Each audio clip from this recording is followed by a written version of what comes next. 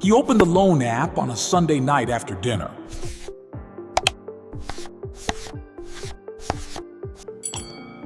The total balance was higher than it was 30 days ago. He had made the payment. He had made every single payment. He graduated 4 years ago with $29,000 in debt. He was now 32 years old and still owed $29,000. 4 years of payments, and the number had barely moved at all. He sat there for a while thinking he had read it wrong.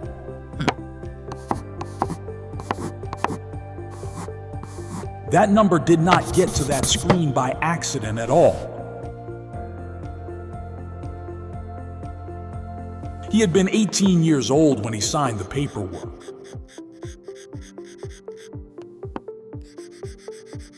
The document was dense. The interest terms were buried. Nobody said a word. A counselor told him the interest rate was 6.53%. He did not know what that meant in dollars yet. Nobody explained. He signed because everyone around him was signing. That was the reason. He was not buying a degree, he was buying a 30-year contract. His first loan statement arrived 6 months after his graduation ceremony. The opening balance on the statement was higher than what he borrowed. He had borrowed $29,000. The statement showed $36,500. $7,500 he had never seen, never asked for. That was interest. 4 years of daily interest added to what he owed. It had been running since the day the first check arrived on campus. Not since graduation, not since he got his first job, since day one. He did not know. He was 18. He was picking his meal plan.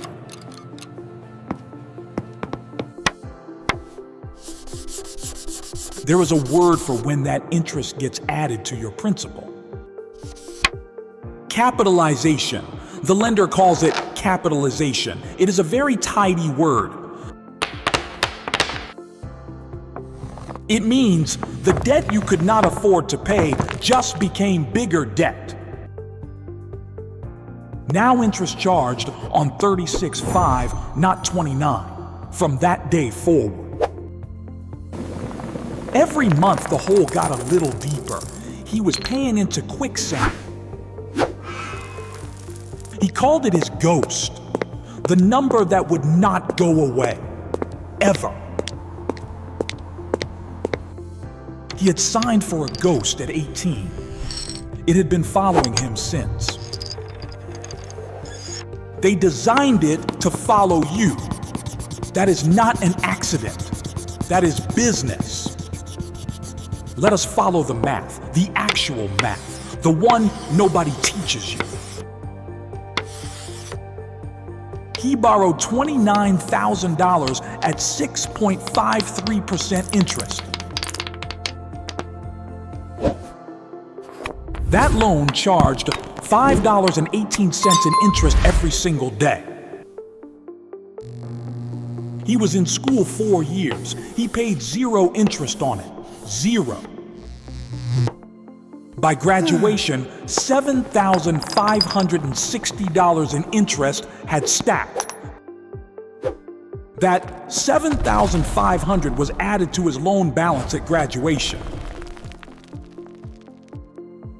The standard 10-year repayment plan required $411 every month. In the very first payment, $199 went to interest. $212 reduced the actual balance. That was it. 48 cents of every dollar he paid went to the lender first. He would make payments for 10 years to pay off this one loan. Total paid after 10 years, $49,320 on a loan that started at $29,000, paid back $49,300. $20,300 in interest for going to college. That is it. He is not exceptional. He is the American average. That is the point. Per federal student aid, the average federal balance is $39,000 today. There are 44.6 million Americans with that number following them around. Americans owe $1.84 trillion in student loans right now. Per LendingTree data from the fourth quarter of 2025. And that is not even the part that should make you angry yet. 9.57% of all student loans are 90 days past due. That number was 0.53% in the fourth quarter of 2020. It nearly doubled in a single year per Federal Reserve data, 2025. Millions of Americans are not falling behind. They are being pulled under by design. Let us talk about who is pulling. Let us use the actual name. Sallie Mae, the leader in private student lending. That is a direct quote. Sallie Mae charged 10.58% on private education loans in 2024. Their total interest income in the third quarter of 2025, $658 million. One quarter, $658 million in interest from students, mostly American students. They will tell you the market set that rate. They set the market. Now, zoom out. Federal loans follow their own logic. Congress sets the rate. The current federal undergraduate rate is 6.53% for 2025. Per federal student aid, that is the highest rate in 16 years. 16. The last time it was this high was 2008. Remember that year. That year, the government bailed out the banks. The students got a higher rate. He was not told that. The welcome packet did not include that context. The welcome packet included a pen and instructions on where to sign. That was it. Now here is the part about interest capitalization. Pay attention to this part. His unsubsidized federal loan accrued interest from the day the money was disbursed. He was not required to pay it while enrolled at least half-time. He chose deferment. 48% of students on private loans choose deferment. Nobody told him the interest was still running on a clock he could not see. Day one of freshman year to the last day of senior year, 1,460 days. 1,460 days of unpaid interest sitting in a holding account. On graduation day, that holding account was emptied directly into his principal balance. The federal government calls this event a capitalization trigger. Very clinical, very intentional. Capitalization triggers exist in 8 documented scenarios in the federal loan program. Entering repayment, leaving forbearance, switching plans, missing a recertification deadline. 8. Each one resets the clock. Each one grows the number. The lender knows all 8. He knew 0. He was 22 and looking for a parking spot at work. He was paying a debt that was redesigning itself every time he looked away. And that is not even the part that should make you angry yet. There is still one more layer underneath all of this. One more floor down. Income-Driven Repayment, IDR. The plan they offer when the standard plan is too much. They present it as a solution. Monthly payments go down, tied to your income. What they do not say first, if your payment is lower than the monthly interest. The interest that does not get covered stays. It does not disappear. It accrues. Your balance goes up while you are making the payments they told you to make. Negative amortization, the technical term for a loan growing while you are paying it. He was on an IDR plan for 18 months after he lost his first job. He made every payment on time, the full required amount every single month. His balance after 18 months was $2,040 higher than before. He had paid the loan. The loan had grown. Both of those things were true. The document disclosed this possibility. Page 47, font size 6, in a footnote.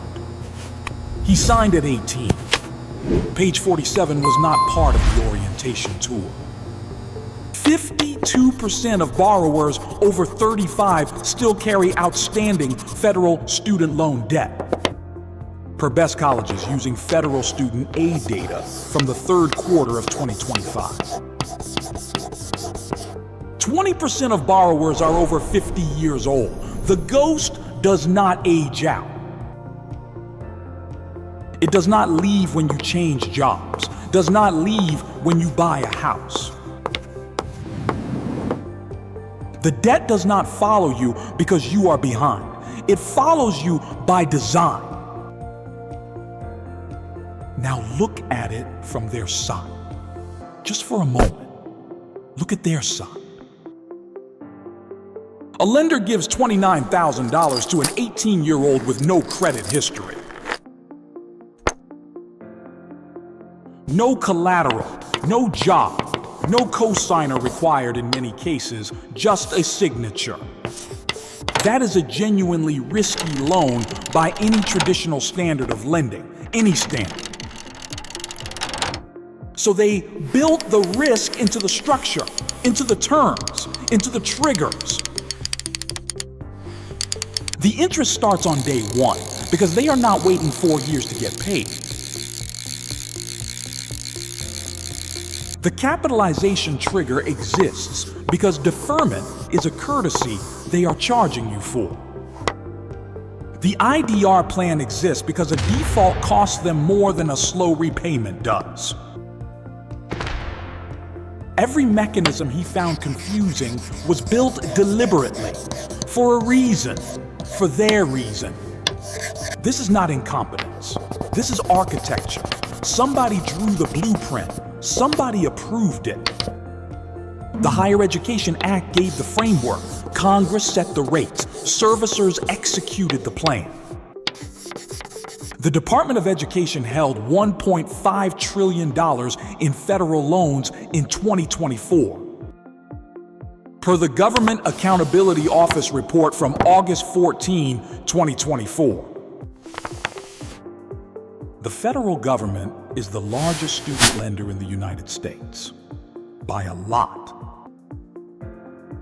The entity collecting the interest is the same entity that wrote the repayment rules.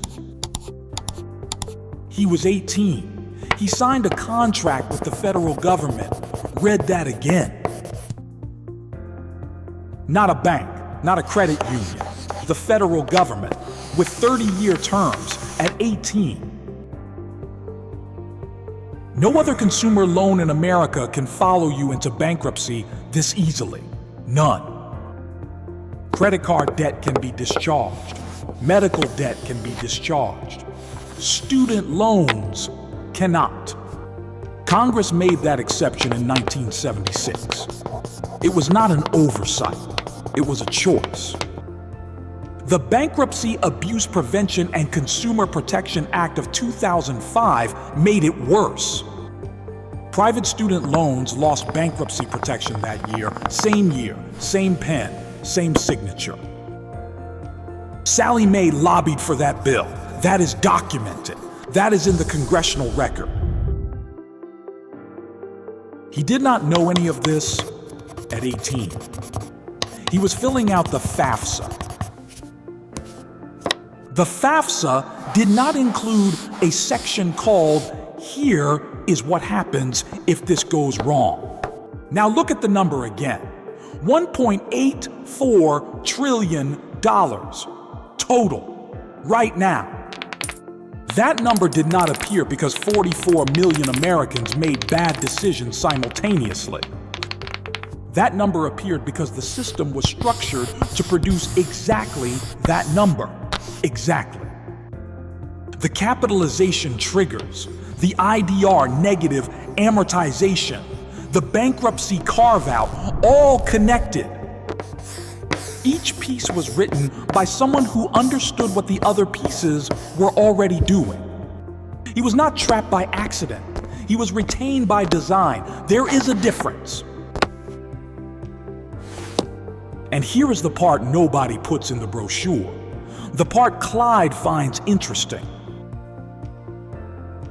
Nearly half of all black graduates owe more on their federal loans than at graduation.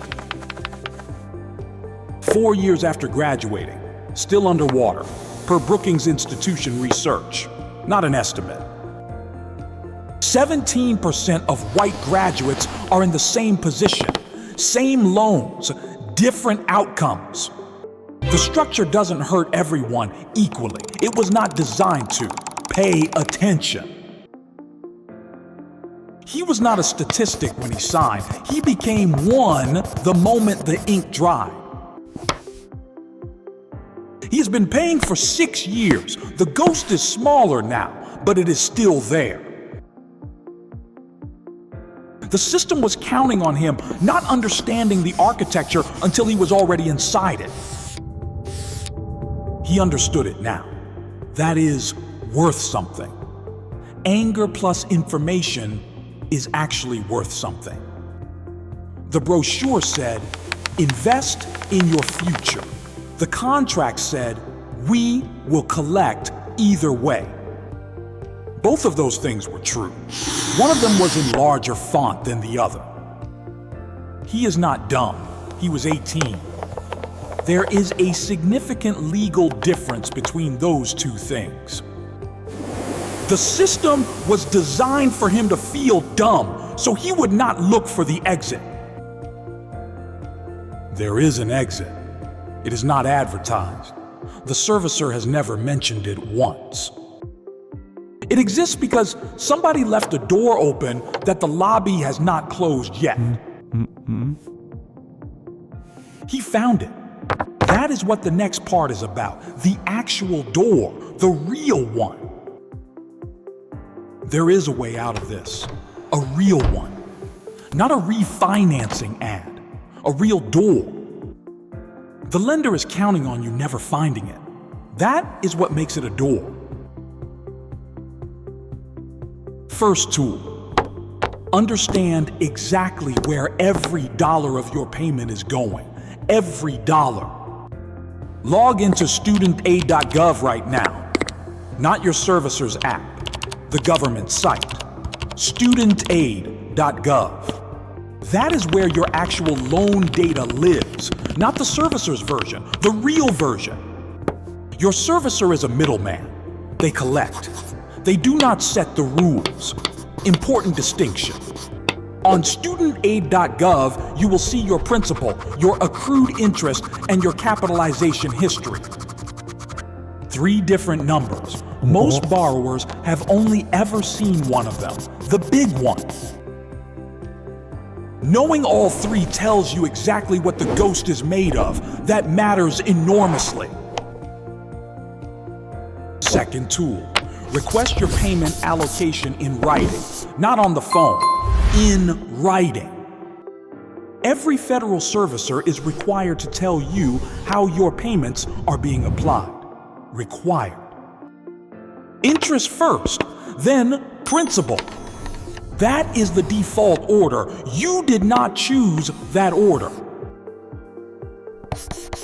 You can send a written instruction directing extra payments to go to principal only. The instruction must be in writing. It must be submitted separately from your regular payment. Most servicers have a form. Most borrowers never knew the form existed. Now you know. A $100 extra payment directed to principal saves more than a rate reduction. Over 10 years, even $50 extra per month toward principal cuts the timeline significantly. The ghost shrinks faster when you stop feeding it interest first. That is the mechanism. Third tool.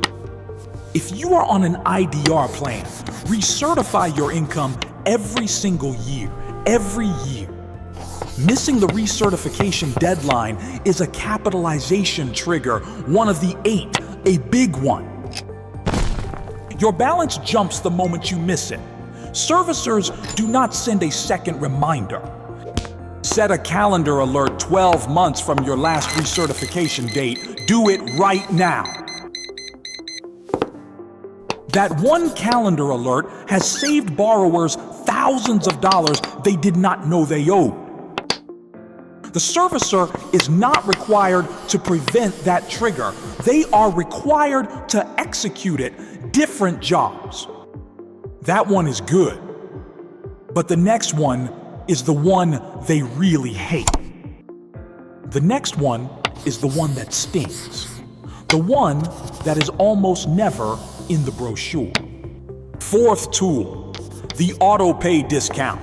0.25% interest rate reduction, automatic. Every federal servicer offers it. Most private servicers offer it. You have to enroll separately. It is not applied automatically when you sign up for auto pay. You have to request it. 0.25% sounds small. On a $39,000 balance, it is not small. Over 10 years, that reduction saves approximately $520 in total interest. $520 for filling out one form. The form takes 4 minutes. The servicer will not call you to remind you this form exists. That is not their job. Fifth tool, check your loan type before you do anything else.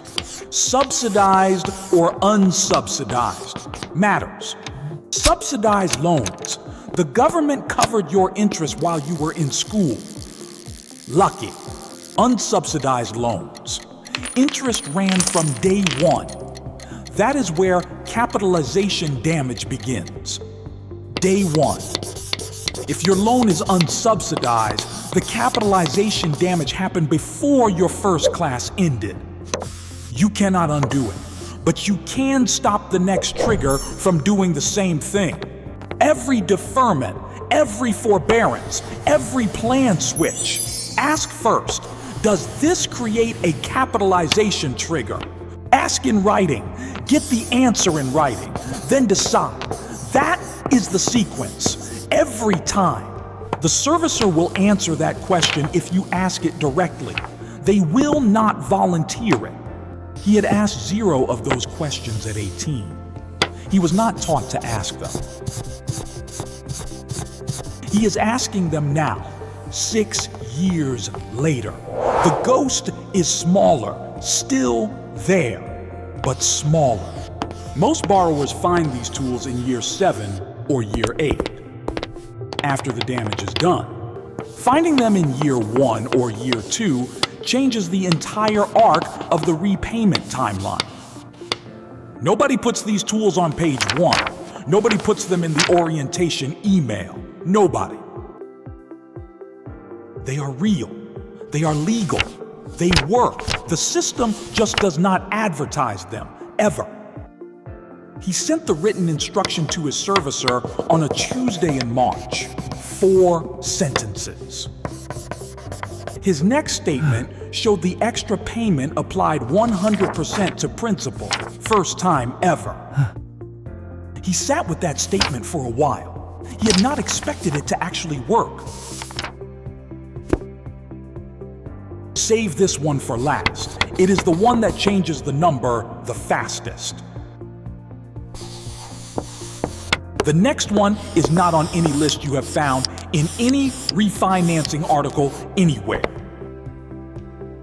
The bank has never mentioned it in any orientation packet, any welcome email, anywhere at all.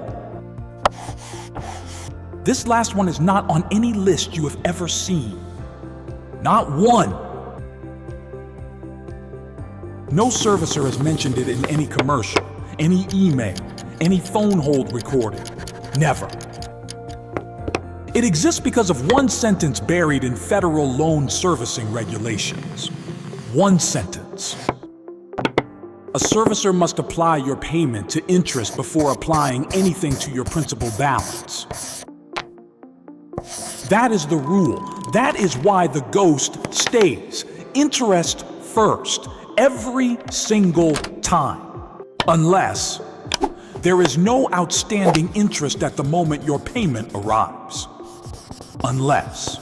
If your accrued interest balance is exactly 0, the entire payment hits principal. All of it. The glitch is this.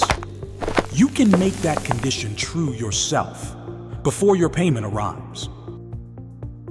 Log into studentaid.gov the day before your payment is due. Check your accrued interest balance. Find the exact dollar amount of interest that has accrued since your last payment. Exact. Pay that amount separately, that day. Just the interest, nothing more, nothing extra, just that. Wait 24 hours. Your accrued interest balance is now 0, confirmed 0. Then pay. Send your regular payment the following day with a written principal-only instruction attached. Your servicer receives a payment with 0 outstanding interest to absorb. The rule has no interest to take. 100% of that payment reduces your principal, not 48 cents, 100%. He tried this in April of last year. His servicer confirmed the allocation in writing. He has done it every month since. The ghost is losing ground for the first time. It takes 11 extra minutes per month. The servicer will never suggest it, not once. He is still paying. The number is still there, but now he knows what it is. The debt does not follow you because you are behind. It follows you because it was designed to.